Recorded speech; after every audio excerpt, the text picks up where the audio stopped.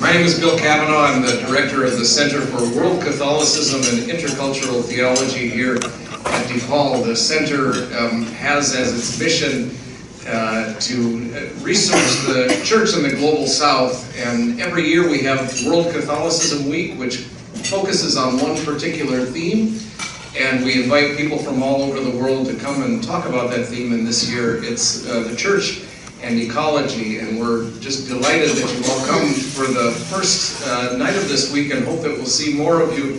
The schedule for all of the events is in your folder.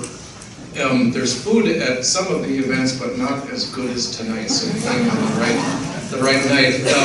As the evening goes on, feel free to get up and get more food if you like. We're delighted to have Suzanne and Brayton Shanley tonight, and to introduce them, I'm going to introduce Ali Carvalho, who is a student here at DePaul who's going to be doing an internship with them this summer. So please welcome Ali.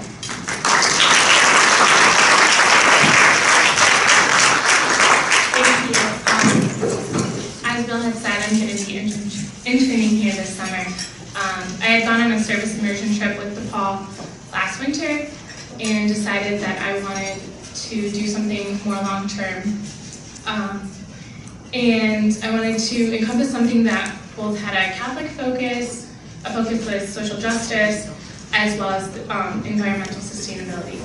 So I heard about the Catholic Volunteer Network, and I was lucky enough to find the Agape community.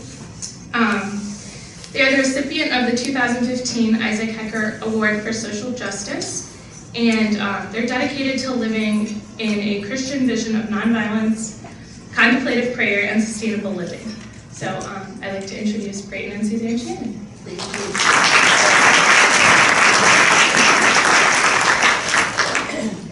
Well, thanks, Ali. And can everyone hear me? Yes. Good.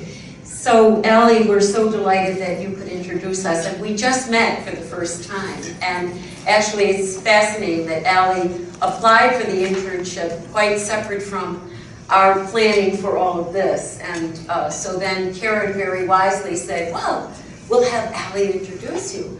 And then I thought, a freshman in front of a whole lot of people, how willing will she be to do this? And she was such a good sport. Didn't she do a great job? So we are just delighted to be here to meet Ali and to meet all of you. And Karen and Bill did such a great preparation for all of this. And part of our lives in community, as a lay intentional community that we co-founded with a number of other people, is to travel and give talks on the subject of the evening, which is nonviolence and sustainability and the story of our community, which was co-founded in 1982, which we will be talking about.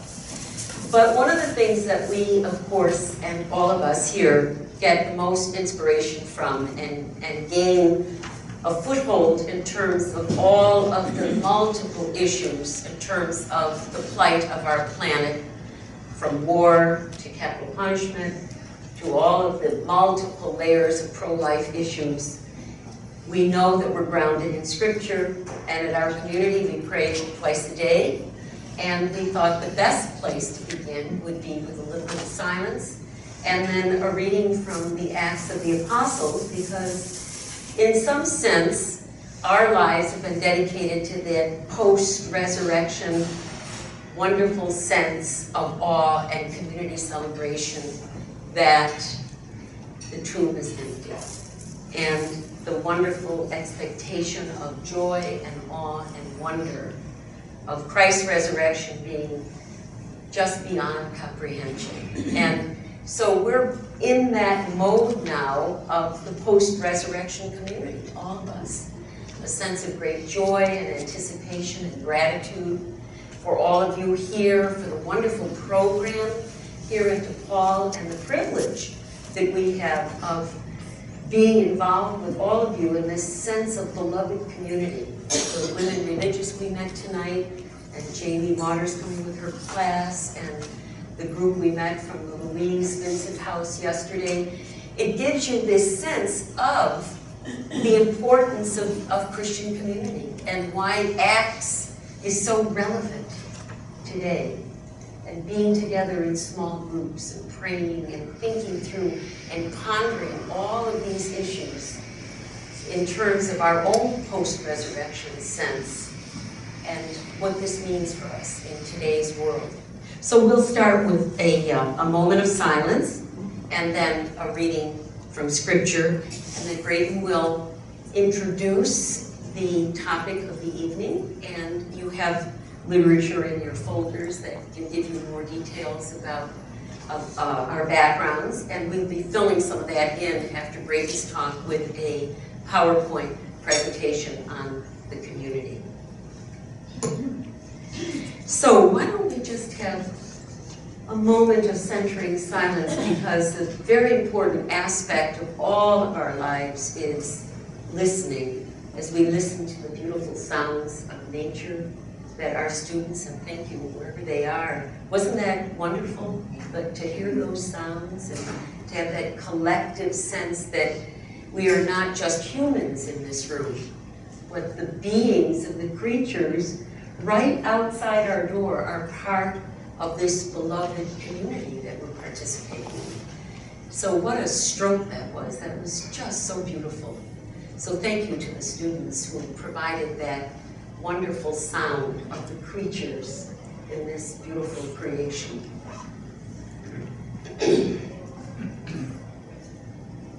So let us just think about the importance and the beauty of listening and of silence.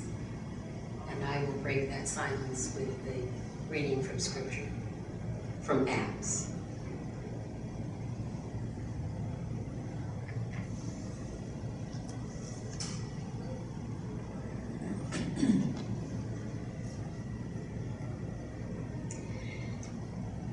They devoted themselves to the teaching of the apostles and to communal life, to the breaking of bread and to the prayers.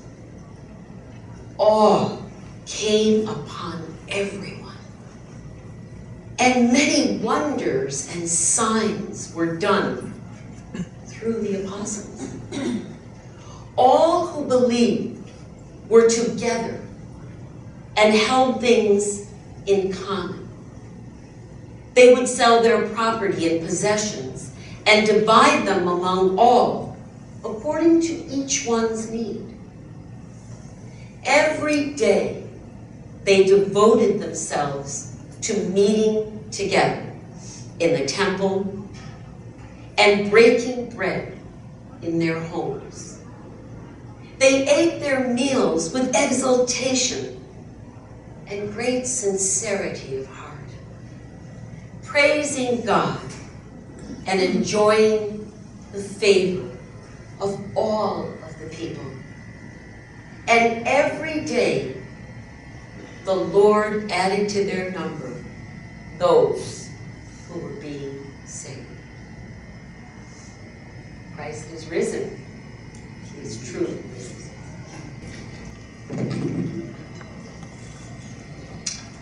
Good evening. It's good to be here. It's good to be our first trip to Chicago, first trip to DePaul. And it's wonderful to travel this way, to see a place through the eyes of a university like this. And I'm so impressed with what's going on here, and that there's enough interest and moral fiber to put aside 3, 4, 5 days to do this and all that goes into that. And the sharing of ideas and important moral questions of our day. It's wonderful. We're here today to tell our stories. Our story of community of 33 years at the Agape community, a Catholic lay community dedicated to peace and nonviolence, and how that's kind of evolved into concerns about the environment, which in some ways has become the issue of our time, and I think it's likely to stay that way for a long while. So we're in the early stages, historically, of taking this seriously. So 33 years ago, we started the community, and 28 years ago, Suzanne and I and those who were with us at the time went back to the land, which is a time-honored tradition, I think. I don't know if it's so nationally, that terminology, but I think of it as sort of Northeast. I think of it as New England, but it may have other places where people have tried a career and burned out on the career and went back to the land. Where they tried something in the inner city or something on Wall Street, and they worked on Wall Street and they got all the degrees and they just said, this isn't for me, and they went to Maine or they went to Vermont and they went back to the land and they learned how to garden, and they learned how to build houses, and they learned how to work with their hands, something that they had never been able to do before, which is the way I grew up. You're really reared to manage. You're not reared to really work with your hands. And so that's what we did. I think, if I had to locate the time in history, it was the first Earth Day. I was a senior in college, April of 1970.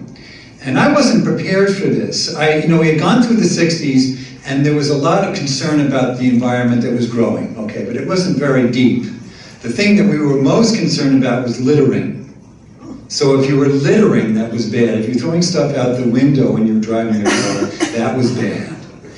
And that was the extent of our concern back in those days. And then Earth Day came along, and the biologists and the environmentalists and the scientists read a riot act that I will never forget.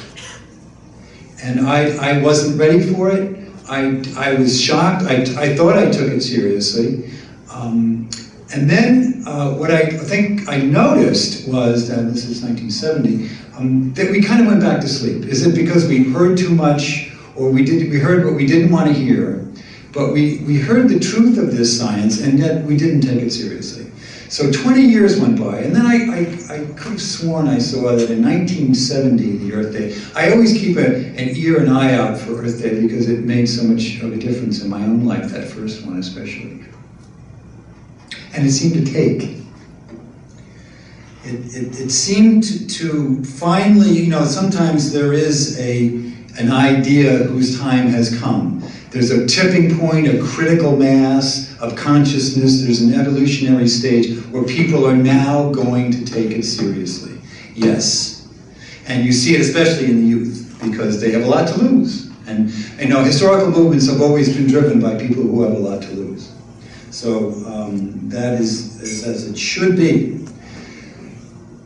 So I didn't know, I honestly didn't know when I was young that I was a part of my own life. I was a part of this problem because of the way I was living, was equaling the disaster of the environment. What I thought was important was that I needed a good education, I needed advanced degrees, I needed to find a good paying job, and I needed a good solid roof over my head. A good, solid, expensive, nice-looking roof over my head, and a nice paying job. That's what I thought was important.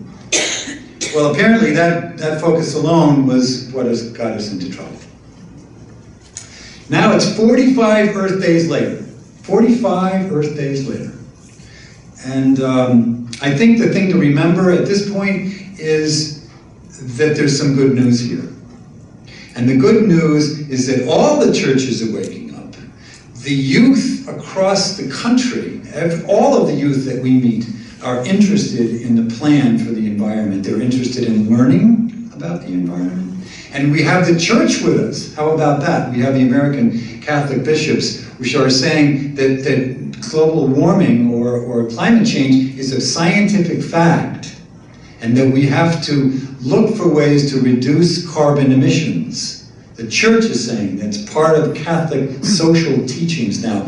The seventh reason to be socially concerned in the Catholic Church. And our Pope, Pope Francis, of course, his namesake is the patron saint of ecology.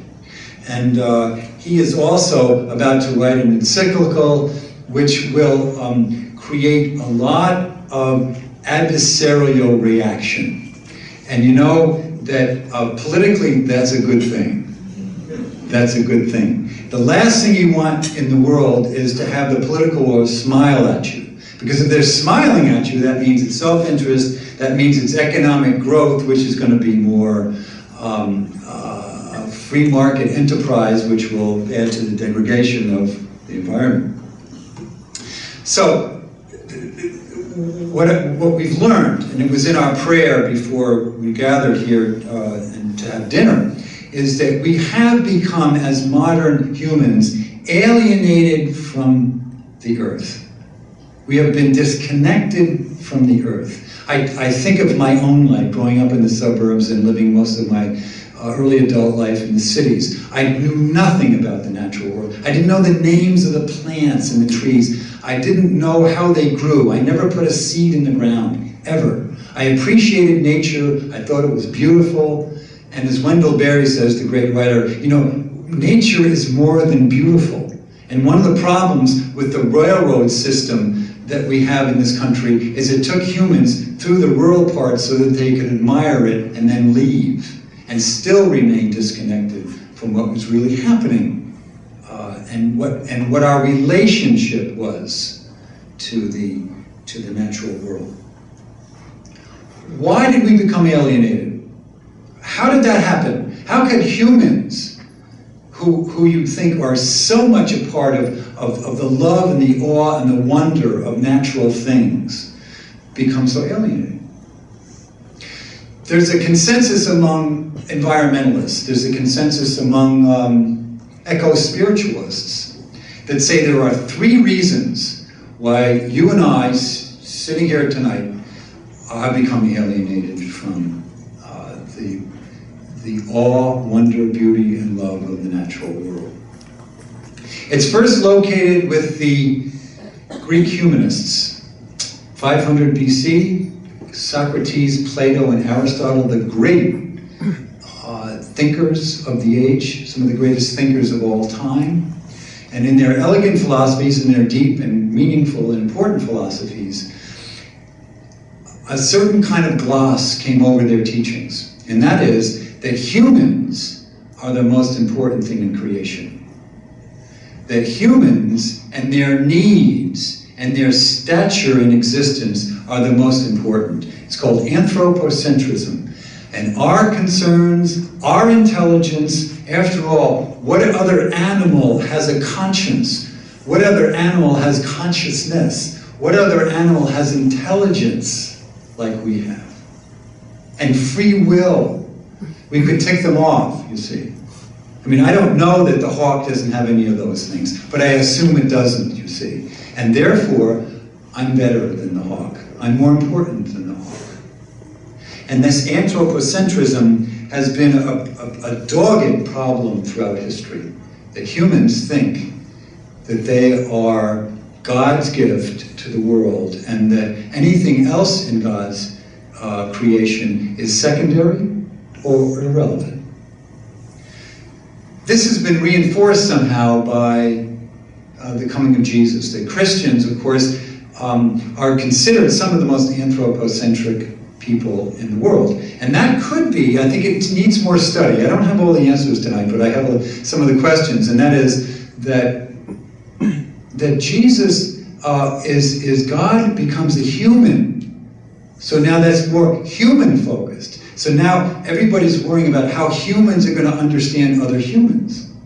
With forgetting, of course, that Jesus obviously, with his contemporaries, needed the earth, lived with you, spent most of his time outside, and taught through examples, parables that suggest the importance, the significance of the natural world. In 1347 to 1349, the next very big turning point that has come and meets us right today. The Black Plague in Europe killed 1/3 of Europe. Now you can imagine what that was like, the trauma of that. So 1/3 of Europe dies. How many people were sick and neutralized as functioning human beings survived? As history tells it, the Christian community was traumatized by this. What did the Black Plague mean? What kind of disease was this? Was this a punishment from God? Was this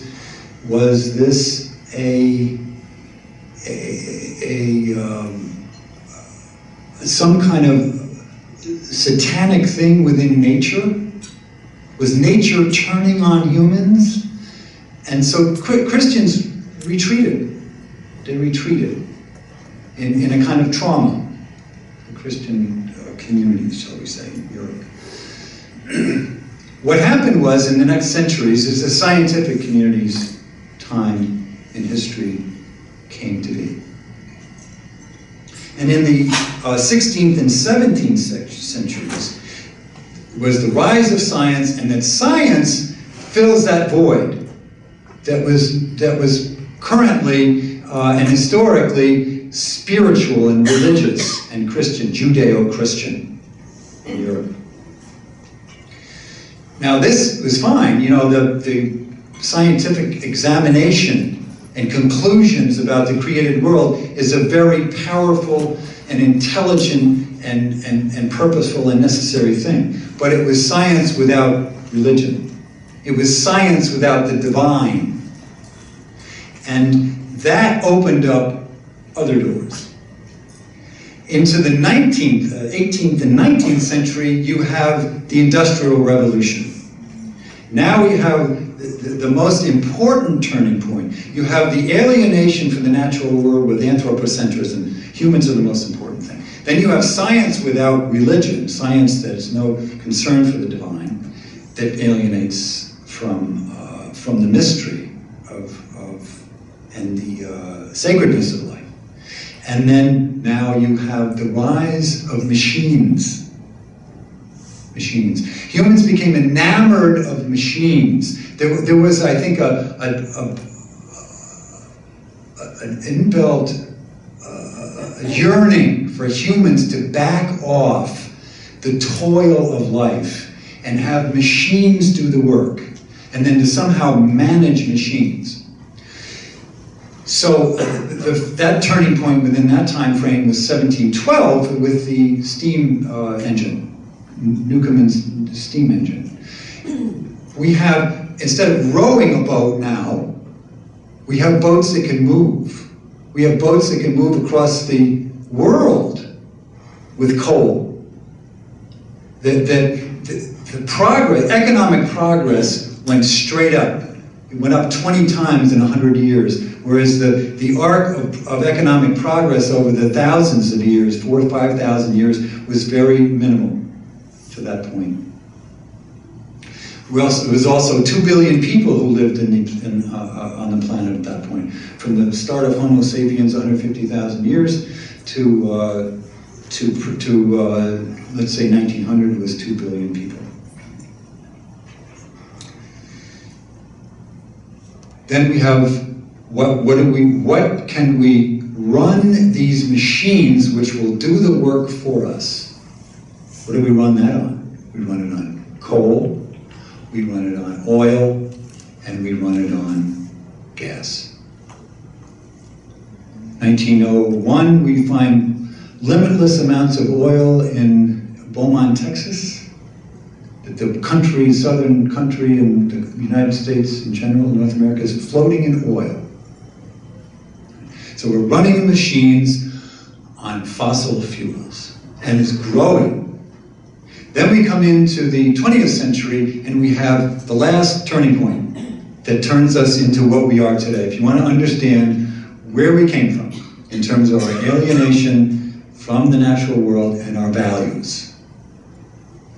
And that was marketing. So now machines are making things, and things are doing things for it. They, are making items. Items are now doing work for us.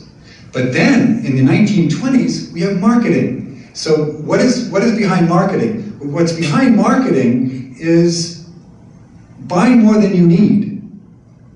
Buying more than what you need is good for the economy. That was the first time that happened. So now you have sales, people selling items that you may not need, that you probably won't need, but that we're going to convince you that you do need. And then humans in their weakness, of course, is that buying is fun. Buying is enjoyable, right? When the going gets tough, the tough go shopping. You know? So we have a weakness for that. We have a weakness for money, and we have the weakness for the things that money will buy. So there we are. There it is. And we have consuming items that require more fossil fuel. Then we have economic growth. See, we all love economic growth. More jobs, more money, more items to sell, more items to buy. See, that's good. Every politician that comes through here is going to say, vote for me and I'll get that for you. And what does that mean? That means more oil, more gas, and more coal. And so economic progress in the materialist way, in the materialist model, is disastrous for the environment. And that's an insight. We just got that. I had never heard that before. I had heard that economic degradation is bad, and littering is bad, and polluting water and soil and air is bad, but I never heard that economic progress and buying more than you need and buying unnecessarily will trash the earth for good if you keep it up. So that is what we've inherited. That's what we were born into. That's what we were born into. And I remember Dick Gregory, when I was a senior in college in the Vietnam War and all the wars were going on, and Dick Gregory was a speaker and he was a former comedian, and he said to the audience about the war and the state of the political world in the 1980s, he says, I know you young people didn't start all this. You didn't, it's not your fault. You were born into this. He said, but we're going to hold you responsible for getting on board to solving it. You know, and so perhaps that's what Suzanne and I would like to talk about is how we would live in this world. Is how can we live in this world so that we do have a future, and how can we live in this world that's more satisfying than the consumerist world that we've all been born into, that we didn't create, but we were born into. That is done by a return to the biblical vision of Genesis. The biblical vision of Genesis is that God created everything. God made creation happen and saw that it was good. The humans were good. The animals were good. The air was good. The waters were good. The earth was good. The cosmos was good. The movement of all that was good. And when God creates creation and says that it's good, that is the definition of sacred. That is sacred.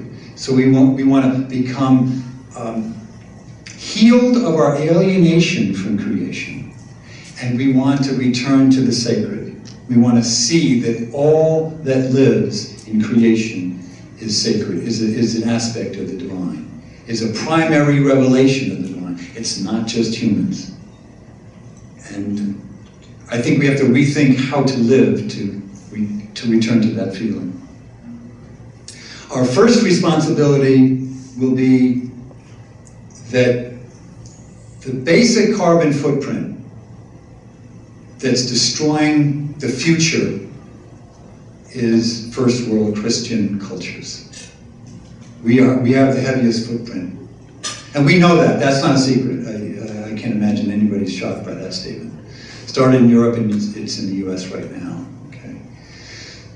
It's not Hindu, it's not Buddhist, it's not Japanese, it's not Taoist, it's not Native American, it's Christian. And we have to accept that responsibility. As Christian cultures, we are going to return to the vision of Genesis in the name of Jesus, who was a rural boy who revered and needed the earth and lived outside and loved it as his contemporaries did in those days, that we've lost. We need to return to that. The first question that we need to ask is, how are we to live in this world? And so what Suzanne and I would like to do now is to just go through some slides and some discussion of our community at Agape.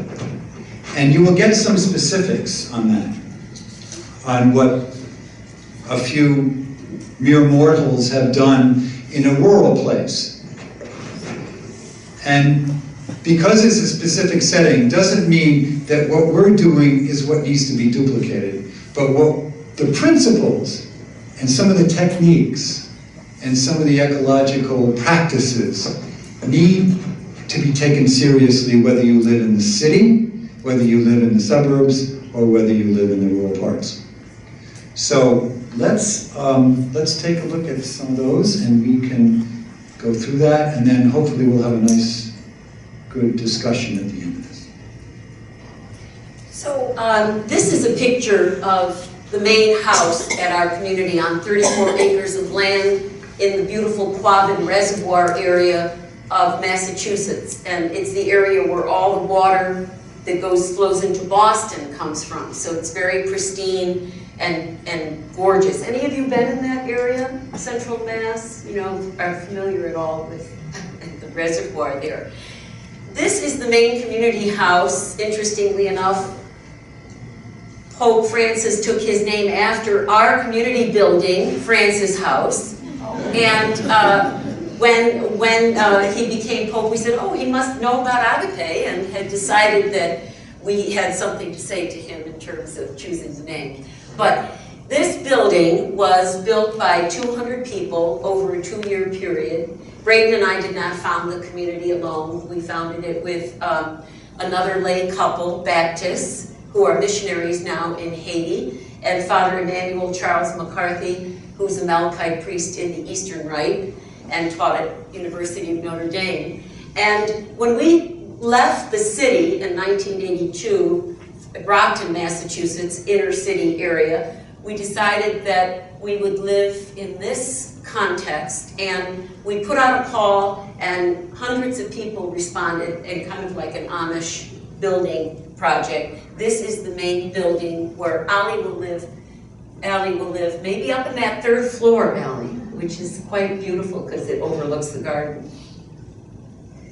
And this is the Agape community. Every year we have an annual event called Francis Day. This past year we had Mary Evelyn Tucker and John Grimm and Frida Berrigan, the daughter of Philip Berrigan and the niece of Daniel Berrigan. And the topic was, how do we integrate Catholic social teaching, social justice, environment, and sustainability? So it's dedicated to prayer and nonviolent witness. Nonviolence is the major premise for the building blocks of the community. The whole notion of nonviolence encompassing ahimsa, as Gandhi would say, non-injury to human beings and to the planet. And that includes, for us, all aspects of institutional violence, including our work against the death penalty for Johar Tsarnaev. We delivered 300 signatures to our Catholic Cardinal O'Malley on Good Friday, and before that sent him a letter saying, please speak out against the execution of Johar, who was today found guilty on all 30 counts and will face the death penalty. So our life includes sustainability and the earth, but also we live in a context where people come to us and we have daily prayer, a devotion to life and example of Jesus. This is a little Burundian girl who came with a group of Burundian families and sang and danced and celebrated their traditional music with us at the community. We have silence and meditation as a regular practice at the community.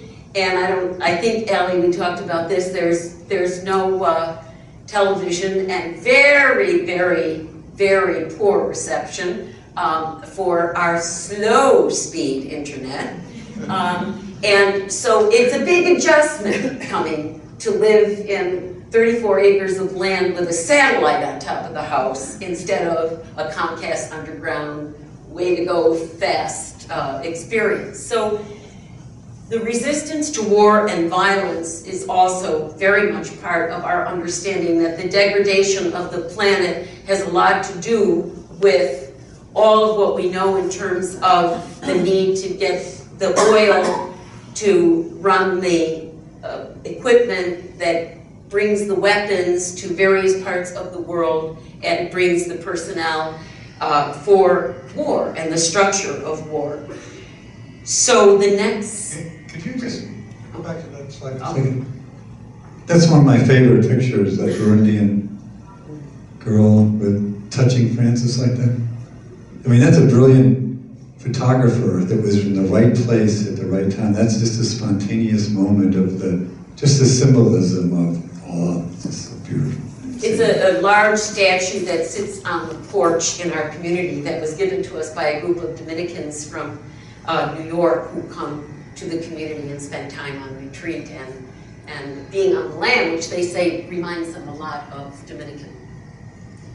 So these are the community structures. That top slide there is a group of people in their 20s who have come through college retreats and college immersion programs and internship programs, and formed a group called the Creatively Maladjusteds.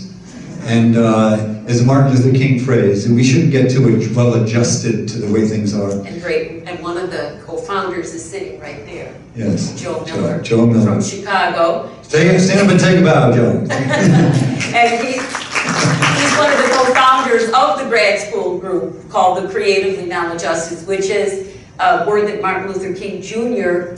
coined when he said, we should all be maladjusted. Don't be adjusted. Be creatively maladjusted.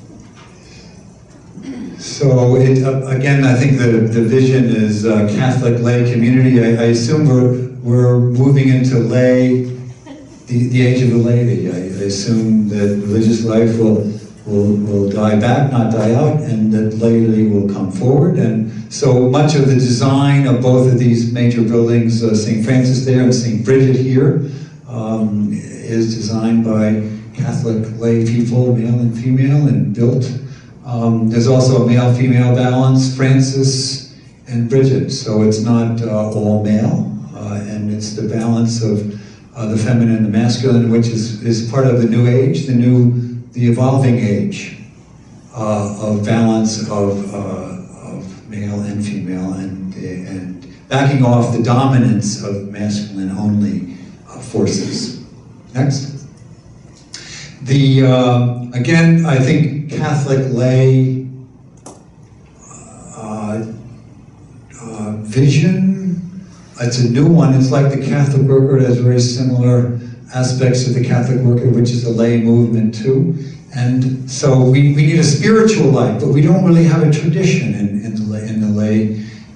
Catholic lay tradition doesn't really have strong traditions, except for the sacramental, which is more periodic than daily. But at the community, we have a hermitage, which is up on the right there, where people go to be alone, to pray, to meditate, to be in solitude. I mean, we're householder people, we're ordinary people. We kind of work for a living within the community. We raise children. It's very ordinary in a lot of ways. But we want to keep the traditions of prayer that are so magnificent in all world religions, and I point to monasticism when I think of this.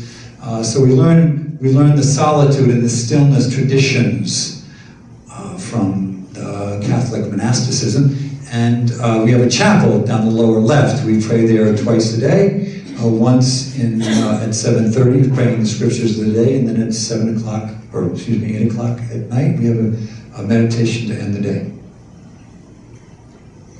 This is another scene of the people who live with us, and Interns come from various colleges, and also people who are not college age. We have a gentleman living with us now for 3 months who's 67 years old. He's not Catholic. He's never had any experience of religion, and yet he prays with us every day. He's feeling more and more moved to see the connectedness of life on the land and spirituality.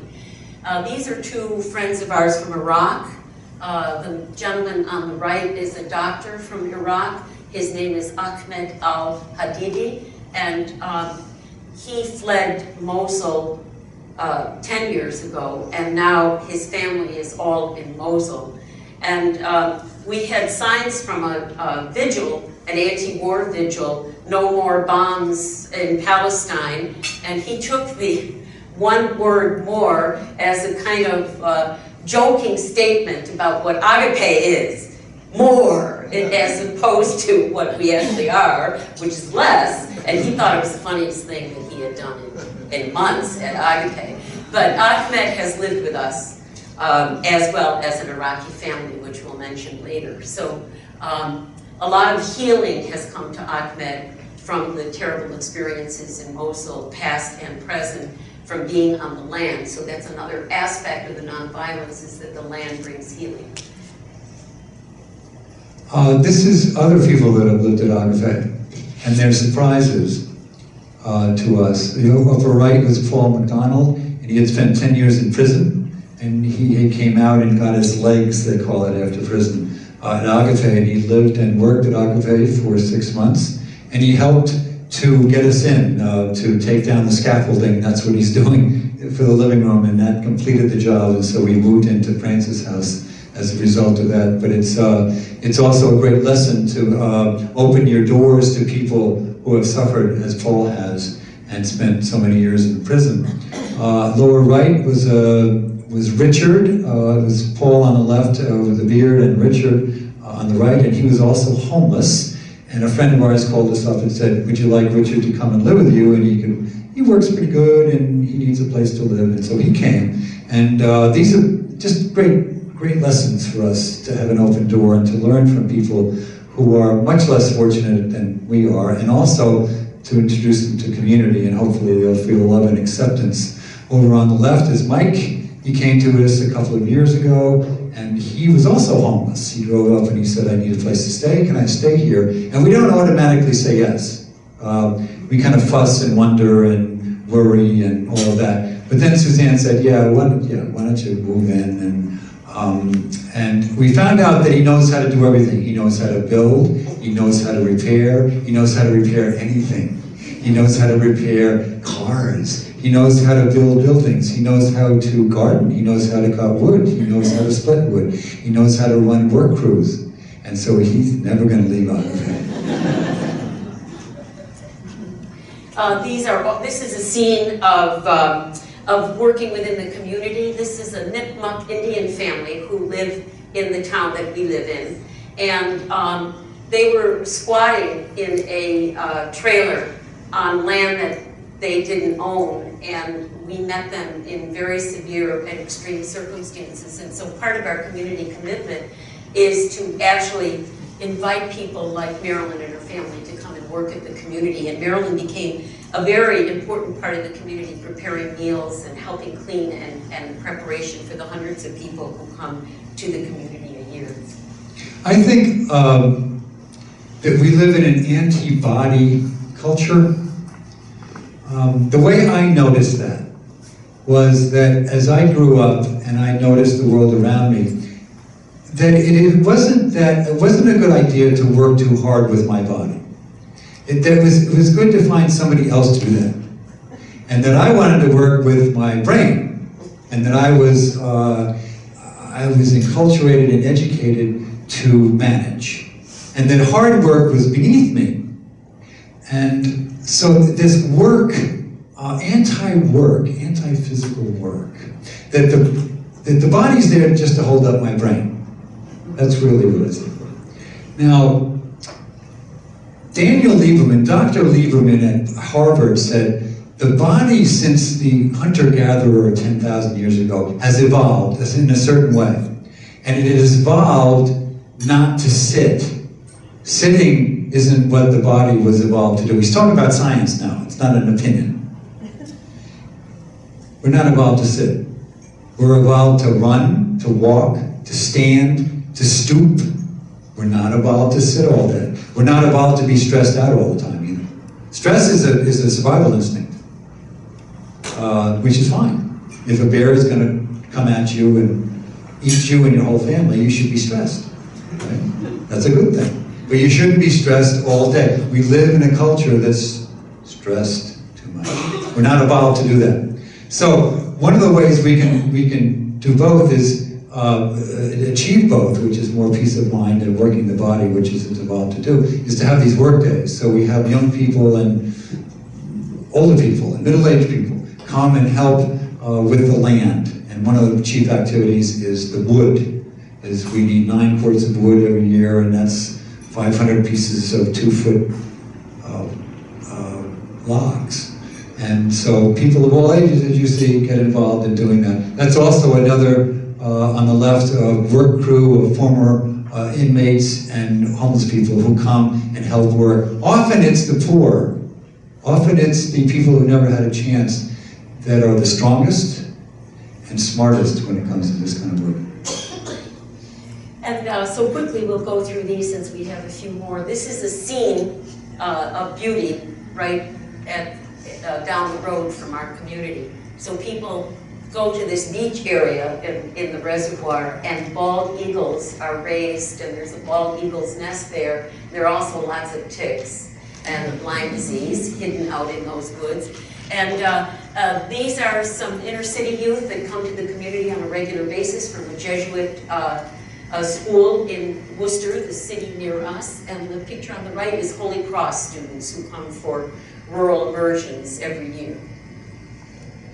And this is the junior high school, the Nativity School, which is the Jesuit-run school. And we have, for 12 years, we had a Jesuit chaplain who was not in residence, but he was the classics chair at Boston College, but also a very unusual guy because he chose not to live at BC, but to live in the inner city in Roxbury with people of color and people of various ethnicities and backgrounds. And this is another wonderful aspect of Agape is Brandeis University, largely Jewish college. They have come every year because of the interfaith emphasis we have in the community.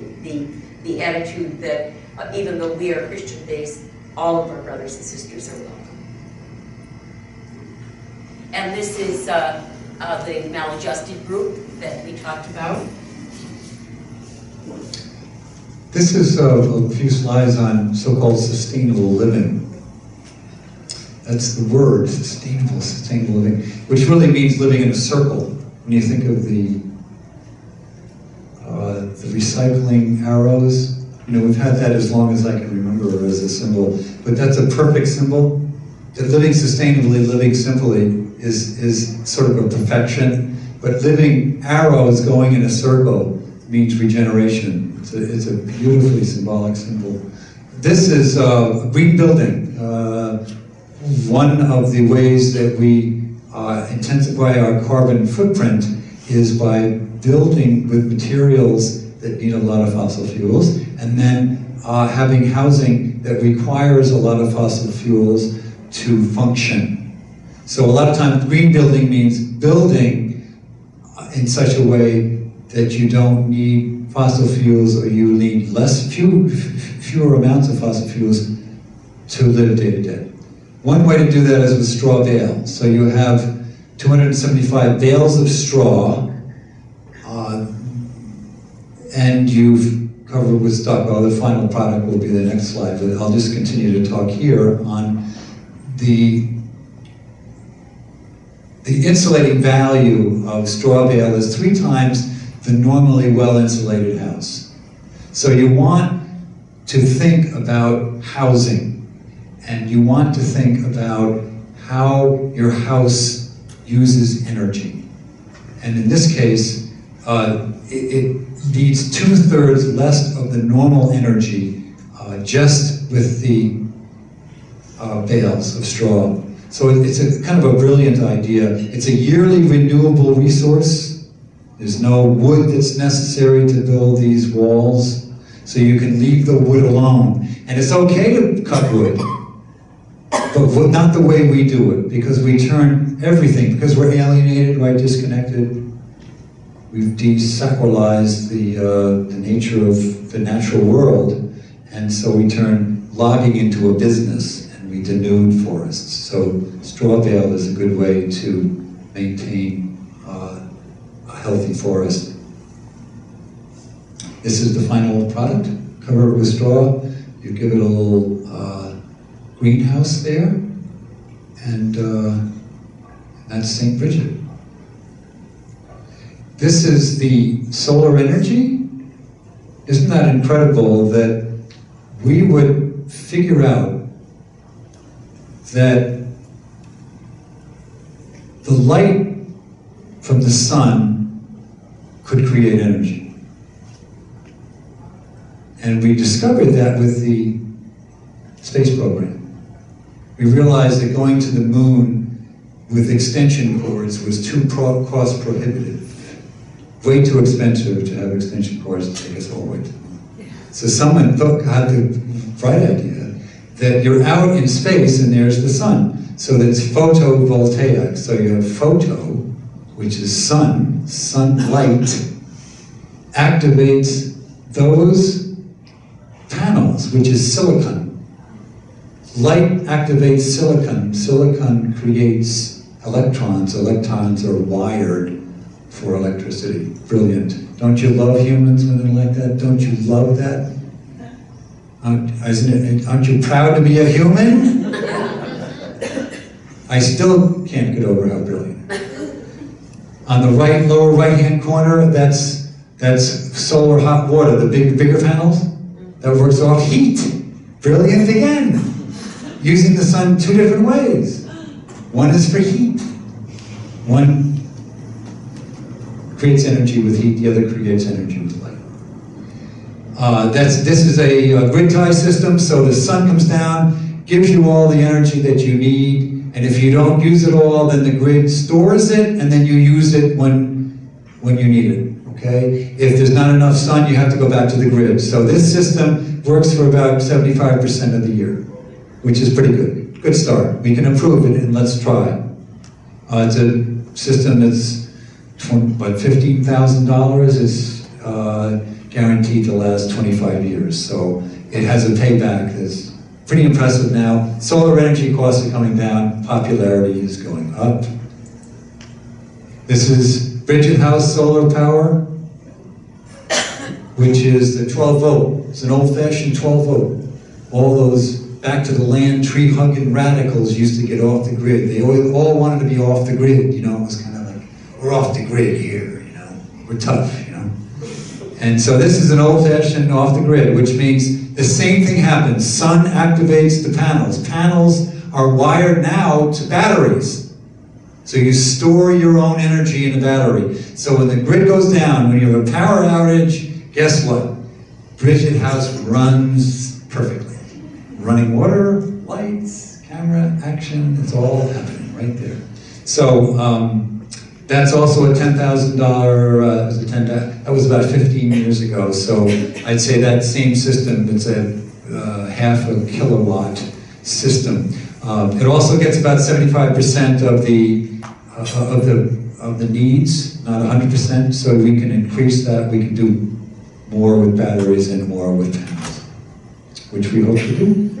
Again, the carbon footprint worries are your house, your place of work, the food you eat, and transportation. Those are the 4 areas that we need to improve on fast. Here, we have a grease car. So we run a car, we run our Volkswagen on grease. In 1898, the diesel engine was patented to run on peanut oil. Peanut oil. All diesel engines are patented to run on vegetable oil. So it's not a cute idea, it's exactly what Rudolf Diesel had in mind. Visionary, Central Europe, 1898, right? Didn't go very far. Why didn't it go very far? Because in 1901, Beaumont, Texas was found to be floating in oil, and then in 1903, good old Ford started cranking out his automobiles, right? Come off the assembly line. And what did they run on? Not peanut oil. They ran on Beaumont, Texas oil. Fossil fuel. Okay, so what does it mean that I can drink my fuel? This is vegetable oil. What do you think it means that I can drink my fuel? That it's 80% improvement on emissions. That there's very little. There's 10. I think nitrous oxide is the only gas that it creates more of. But in terms of carbon, nothing more. So it's one good step. It's a bridge to the future, but it's something to think about. How am I driving? How much am I driving? What is my carbon footprint with the car I'm driving? Transportation is one of the big, transportation and food are the biggest greenhouse gas creators. Next. This is the compost toilet. So you grow the food, you eat the food, you go to the bathroom, and then you use that and return it to the soil. Back to the circle, think of the arrows in a circle. Right? There's no waste. The only time human waste is really waste is when you flush it down the toilet, because then it goes into the soil and it can pollute the groundwater, or it goes into the rivers, and it goes into the lakes, and it can go into the sea. The most compromised biosystem in our country is waterways. We can't see it. You know, it doesn't scandalize us because we really can't see it, but it's highly polluted. Compost toilets are designed so that they cannot pollute groundwater. So you're using human manure, just like you use cow manure, just like you use chicken manure, just like you use horse manure. You use human waste, which isn't waste because now it's a fertilizer. So next slide. So these are, this lower left are the two-chamber systems. So the right chamber that doesn't have the toilet is where all the human manure is, and it's composting, it's cooking. And then one goes to the bathroom on the left one. And that fills up. So it takes about 3 years for it to fill and 3 years for it to cook. At the end of 6 years, you have, just like cow manure that's been 6 years in the waiting. It's just like sweet black soil. You put it on the fruit trees, and you have a perfect circle again.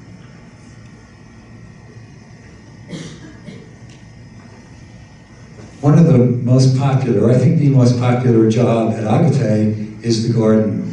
No one's ever complained. People have complained about everything, except gardening. Why is that? I think it might be that it's because we realize our alienation from the earth, and we love the soil, we love the feeling of it, we love the smell of it, we love to kneel in it. When you tell people they're going to garden, they smile. I wish I could do that, make people smile that easily with other jobs. But it's the premier job. It's also, we grow 60% of our vegetables. Our diet is vegetarian. I think you have to do your own research, but my research is that our human anatomy is plant eating. Fruits, vegetables, nuts, grains, legumes. Those are what our digestive system is made for, our grinding teeth are made for, and our intestines, the way we eliminate food, are more designed like a vegetarian animal than a meat-eating animal. Also, meat is the highest of all foods, the highest greenhouse gas producing commercial meat is. So vegetables or plants are good for the body, and they're good for the earth. This is the Sustainable Living Greenhouse. Isn't that beautiful? Look at that. Now that's, that's October, going into November. Getting pretty cold. we're a little like Chicago with temperature, maybe similar. Is that true, Joe? Yeah. Okay. We'll get an yeah on that one. So it gets cold. It gets cold in October, November. So you have this rethinking, local organic. That is the future, is local organic. So no pesticides, no chemicals, locally grown. Figure out how to grow locally. We do that with greenhouses, we do it with hoop houses, and we do it with cold frames, which is to cover, so you're growing, and then you're covering it with glass, once, twice, 3 times, and you keep intensifying the heat. You get the heat and the light, but you're trapping heat, and you can grow 4 seasons. So that is the goal. That's the future goal. We're starting it now. We're reclaiming it. We freeze, we cook and freeze our vegetables, and then eat them all winter long. But we want to learn to grow into the winter. That's the goal. So that we don't just do it as a summer hobby. You know, like my nice little summer garden. It's so nice. You know? No, it's more of a way of life. That 150 years ago, 95% of Americans were involved in agriculture, their own agriculture, 95%. Today it's 3%. So we've subcontracted, we've outsourced our food to corporations who are in it for the money. So what do you think the quality of food is going to be? Not good. We have to get back to the local organic. Is that you? Now we have the prayer and reflection daily. We've talked about that, and this is an interior scene of our chapel. And this is an interior scene of the Hermitage, where people come for short and long periods of time to get some solitude. We have every year for about 3 years. We have a mother with 3 children whose husband gives her a birthday present of coming to the Hermitage, being away from the kids and from everything, and spending time in solitude. Part of our work in the world is to be involved in anti-war movements, as well as making statements and encouraging our own church. So we went to Assisi when Pope John Paul II called for a gathering anticipating the Feast of St. Francis and at the time of the build-up to the Iraq War. And as we all know, John Paul II distinguished himself with his incredible statement that the invasion of Iraq was illegal, immoral, and unjust. And so we went to Assisi carrying this sign with a group of women religious friends and others to encourage the Pope and to say that as Catholic Christians, we believe in nonviolence, and we know what a disaster that war was and is and continues to be. And this gentleman here is with our daughter, who's now 29. In that picture, she was 6. We met Billy when he was to be executed. He had about 24 hours to live, and his picture was in the New York Times. We decided to write to him because we have a long-standing opposition of the death penalty. He invited us to visit him in Georgia on death row. We went several times to visit him. It ended up in a 10-year relationship.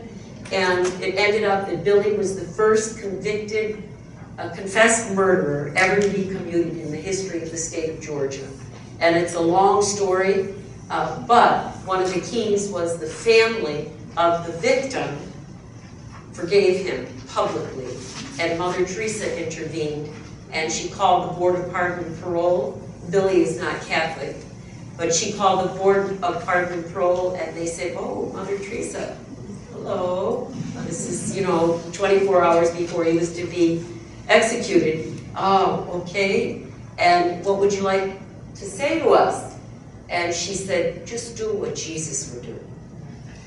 And miraculously, Billy got off of death row in 1990, and he walked up the driveway to Agape with our daughter. And the family on the right is the family that is part of our community. They consider us their family. They're from Mosul. Their car was attacked by American soldiers at a checkpoint who thought they were terrorists. The mother was burned alive in the car. The two boys are standing there. The little boy was burned over 60% of his body. He's had over 100 surgeries in Boston. And we met them at the time of many of his back-to-back multiple surgeries. He is terribly scarred and will be so the rest of his life. His brother Ali, the older boy, he is also part of the community. And the dad, Sabah, was shot in the back, and he has hundreds of pieces of shrapnel in his back. And they are very much part of our family and our community. And the day of the invasion of Iraq, we joined with some Buddhist monks and others at one of the second largest Air Force base in the United States that was sending supplies, personnel and material to Iraq, is in Massachusetts, a half hour from where we live. So we were arrested at the time of the invasion of Iraq. We didn't spend any time in jail. It was just overnight, but it is part of our commitment and also in terms of the Exile pipeline and various protests and joining with young people like yourselves, all of you young people, the 350.org organization. And so the other anthropocentrism, remember we talk about the human-centered? It's we always see it in terms of human. So you have the history of war where one side kills another, or one human being kills another human being, which is sort of an unthinkable act. Why we do it is still a mystery, a terrible mystery of iniquity for me, and a total contradiction to anything Jesus would say, or anything Catholics or Christians would think would ever want to do or ever approve of. But now let's move out of the anthropocentric for a second to say, we think that the problem with war is that humans are killing humans, again, it's all human. Now we're finding out, and we're acknowledging that war is disastrous to the environment. That's just as big a problem as it is that humans get hurt, traumatized, and wounded. Is that you're mortgaging your future by polluting with nuclear,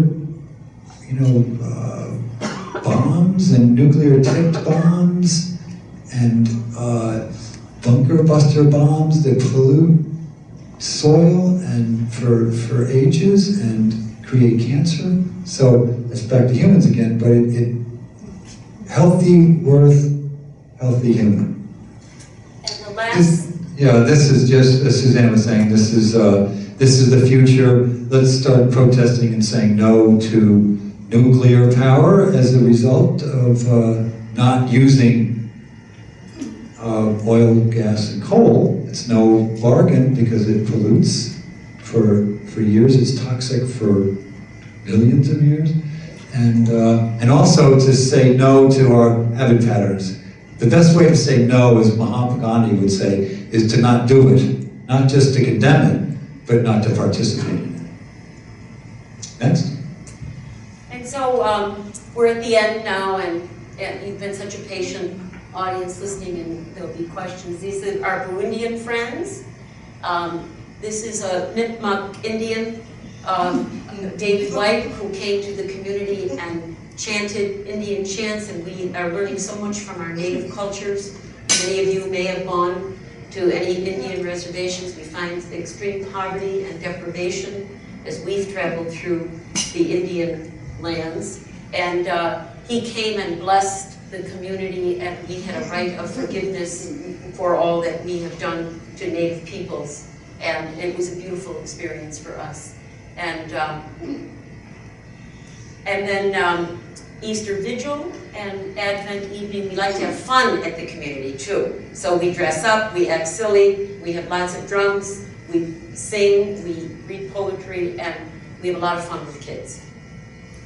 And this is one of our extended community members, and this is the Agape community. So we hope you come and visit, and that you are eager to see if there are ways that anything we've said can connect to you. And we wouldn't be here talking about this if we felt, especially with you young people, that you couldn't model this in some way, or do it yourselves, or join a community like ours, and really in some ways the future depends on it. And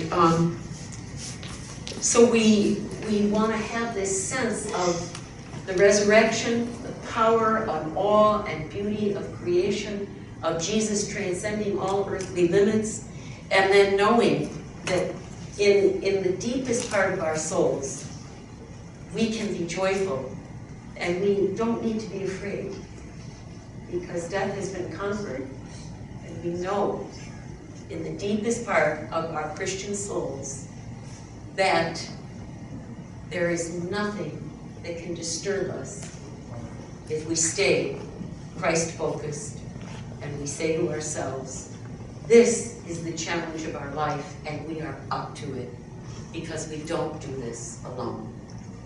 We're on a journey, and we're talking, and we're walking, and we're discovering what the beloved community is all about. So let's do it together. Yeah. Thank you.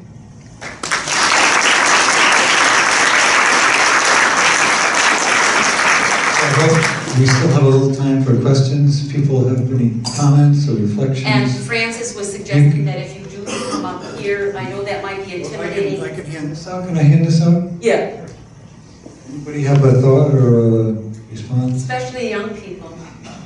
You get an automatic A- if you ask a question. Yes, there's one. Angela. I speak really loud. Okay, you must be a teacher. Yeah. I loved your points, the 20th century marketing. Now, where do you think the technology revolution fits into all of this?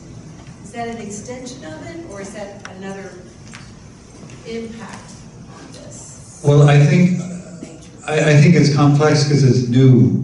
I think we're all baffled by it. I think the young people who are in the audience today grew up with it. They don't know any other way of being with that. I'm in my 60s, so most of my life I had without that.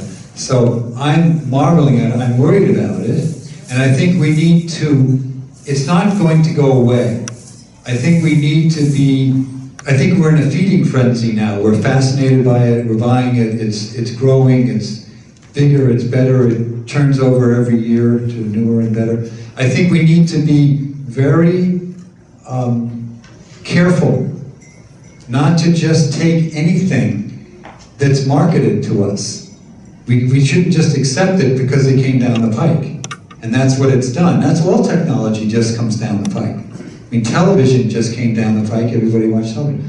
So I think, I don't know, maybe there are other reflections on that, but I think it can be a very serious problem if we don't rein it in.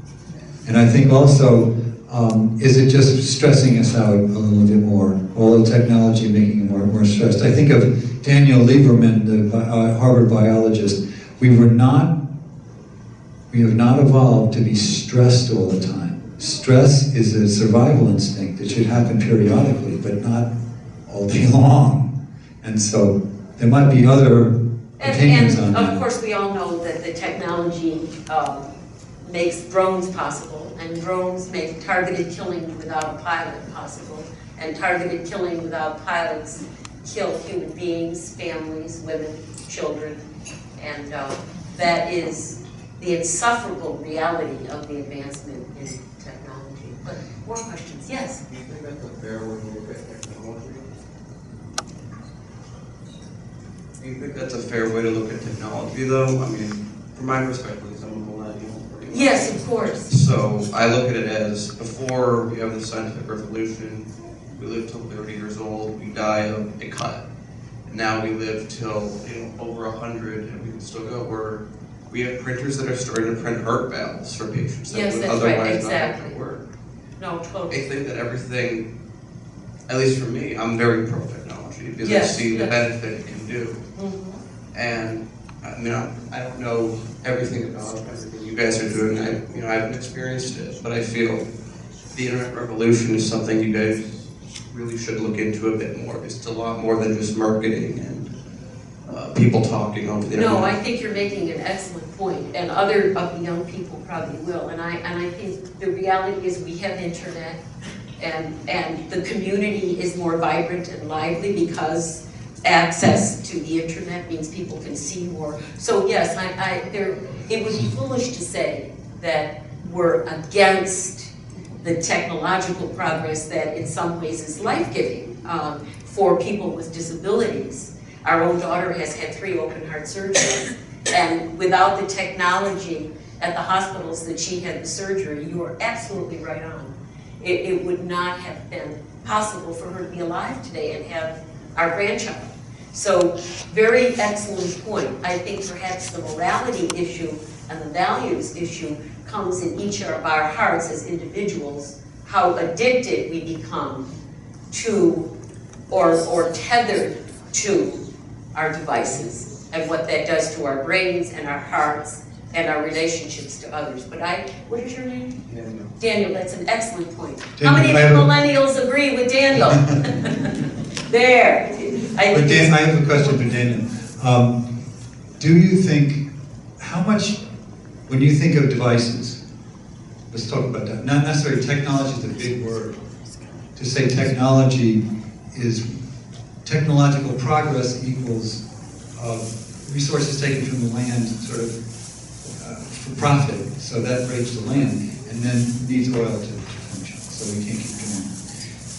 But what about devices, handheld devices and computers? Is there? Can you overdo that? In other words, how many hours a day is a healthy use of technology? I think it varies from person to person. I think everything that exists in the world can be overused depending on the person. Here's what I see when I look at my phone. So I can pull this out. I know there's metal that's from Africa, and there's plastics that are from Saudi Arabia in it. What else is there? It's probably manufactured either in Asia or Mexico. The battery, but I also see the entire history of human evolution in this as technology that led up to it. I look at the future and I'm optimistic, and I see what you're saying with resources, and I look at power cell technology for solar panels. I think 9 months ago, it just passed the point that, except for installation costs, it's cheaper to have that than use oil. And going to your thing with nuclear power, coal plants actually produce more radioactive waste than nuclear power plants. Good, got that? Good. And further, cars aren't really that big of a deal compared to boats, which are actually larger because of international treaties and lack thereof and regulations. They're even worse at polluters. I think the world is too complicated for any one human or any group of humans or even all of us to really understand. All I can hope is when I see a scientific report giving me numbers, I go by it because that's what the world is telling us, and I want to listen to that. And I think the more information that's out there, the more people do get connected and tethered to their phones, the more they'll realize it as well. We have some newsletters out there, and one of the kids who came to our community from Yale, he wrote an article chastising all of us older folks here and saying, stop picking on us millennials, we're doing the best we can. So, I really love the article. Stop talking about my generation. Yeah, stop talking about my generation. Well, it's from the song, talking about my generation. Well, that's our age group, so he's knocking us twice. But he's stop talking about. So thank you, Daniel. That was really good input. Anybody else? People, I know you probably reached your limit to some extent here, would you? Scott. I'm just wondering how did you obtain the land in the first place? Great question. I feel like that's like the hardest part in forming any community. How did we get to the land? Or how did you obtain the land to build on it? Okay, great. Brayton? Oh, you're passing that. Great, thank you. I don't think I have my thing on. Can you hear me without this? Yeah, you said. I got it. A very good friend of ours, we were looking for land, and he pointed us to the Quabbin Reservoir, where land was very cheap in 1987. Long story short, it was kind of miraculous that we ended up there, but Brayton and I we're professional educators. I taught at college level and high school for years. But we decided to liquidate our savings such that they were, and to put them into the community. And liquidate your retirement is what you did. right, and take our money out of retirement and use it to start the community. Early retirement. Early retirement, 28. But it was part of, it wasn't all that, self-sacrificial or beautifully noble. It was something we really wanted to do. We really wanted to do it. We wanted to live on the land, and why not use some of the money we have? And once we started the community and people were coming and helping to build, donations came. We got interest-free loans from family members that we paid off in 10, 12, 13 years. And the more the community grew and the more people that came, the more credibility we had. And the Catholic Church has been very supportive. We are very supported by women religious in the extended Boston community. And often the Trappist monks who live at St. Joseph Abbey have often been financially helpful to us. And so we're blessed in a way. We gave up a little and we got back a lot. And that's why we keep going on donations, and it works. It's a lot of work. So we don't want to make this sound like, it's just bliss all the time. Because we're not in a constant state of bliss, not at 6 a.m. when there's 10 feet of snow and you've got to get wood from the wood pile. It's not always totally blissful. And it's hard work. It's hard work living with people all the time. And our daughter found that the lack of privacy was too much for her at 14 years of age, and she sort of was like a sit-down strike, People would come in and she'd say, oh no, more people? And that's why we ended up moving to another dwelling so that we could maintain some family privacy. Does that answer your question? Okay, anybody else? Yeah, I just, this is like kind of a question and a statement of mine.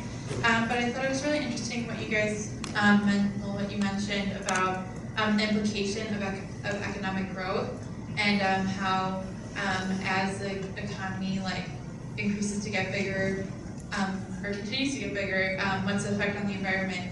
And so I was just wondering what you guys thought about kind of how the political system is working on how the people who represent us are more focused on money than they are on the environment, or the implications of what taking all this money has. Right. Well, these are enormously complex when you think 350 million people in the landmass of the United States. It's a huge, all of these are huge questions politically. I don't think that the federal system is working.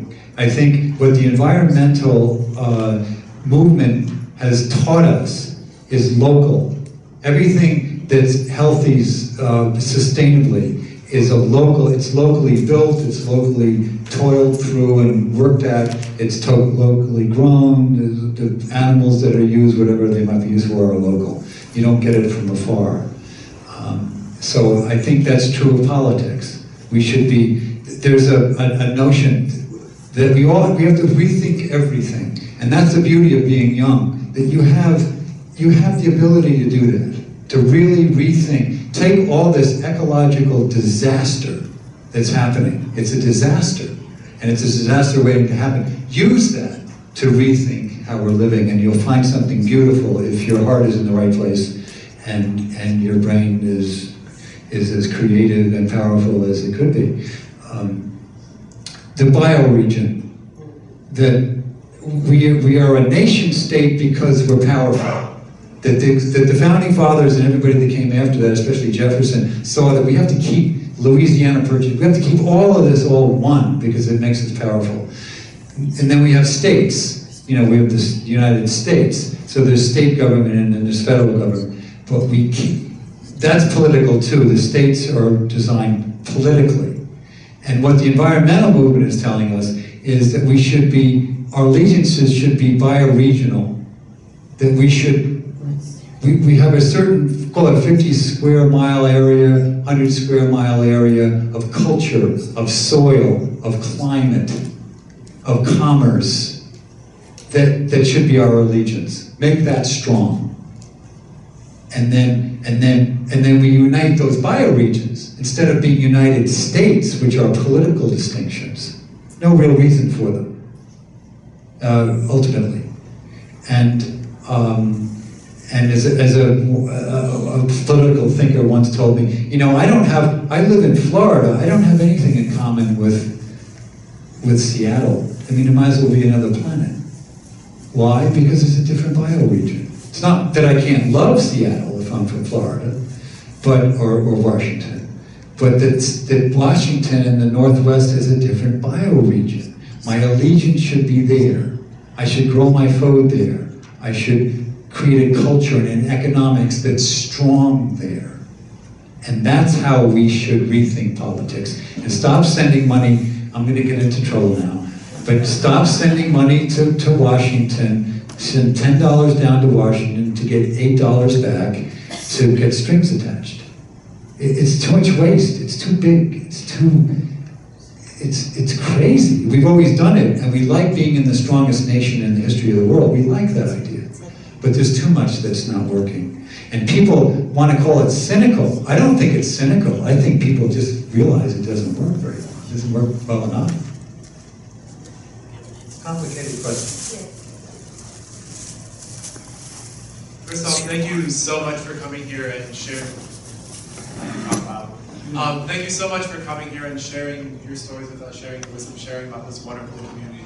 My question for you is, you kind of touched on in the beginning how, you know, this is one way of living this lifestyle. You know, living in Chicago, it's a very different, you know, bioregion, like you were talking about that out there. And I'm curious what your thoughts on what, you know, a Christian lifestyle committed to nonviolence and ecological justice and caring for the earth can look like in an urban setting, when, you know, we do have that disconnect from the earth, just kind of in the region that we're living in. You can use alternative fuels. No, absolutely no problem with that. Solar energy, wind energy, different biofuels. That you can do that anywhere. You can do that in the city. You have great sun. You have great sun. In some cases, you have wind too, and you might even have geothermal. You can look into that. All gardening should happen within the confines of a bioregional, of a Chicago bioregion. Maybe that's 100 square miles. I don't know. These need to be determined, but we can do that. We have the intelligence to figure that out. We do. And even, you probably know, what is your name? Patrick? Patrick. We went to Minnesota and did a program at St. Olaf's College in Minnesota. How many of you know about St. Olaf's? And St. Thomas, we did programs there. And we were so amazed, you know, we walked into St. Olaf's, and you drive up to St. Olaf's and you're greeted by a gigantic windmill. And I don't know how windy is Chicago and how windy is DePaul, but you know, one of the movements in the country is to try, of course, to make the university centers in the cities more sustainable. And I gather from the students I've spoken with that DePaul is doing a pretty good job of that, although I haven't been here long enough to know all the details. But that's another aspect of what to do in the cities where most of the universities are congregated, is to have a large student movement for trayless dinners and suppers at the community, and only recyclable napkins. And that's what we found when we went to St. Olaf's. And in our neck of the woods in Boston, you probably have community gardens, quite a few, I bet. Yeah, right here. And in our neck of the woods, Northeastern University has a geothermal project. They have all kinds of advanced sustainable energy projects right in the university that the young people work with. So, and if we had to figure out how to eat in the cities, we would do it tomorrow morning. Yeah. The only reason we don't is we don't think we have to. So urban gardening is where I would start. Let's get your food as local as you can get it. Anybody else?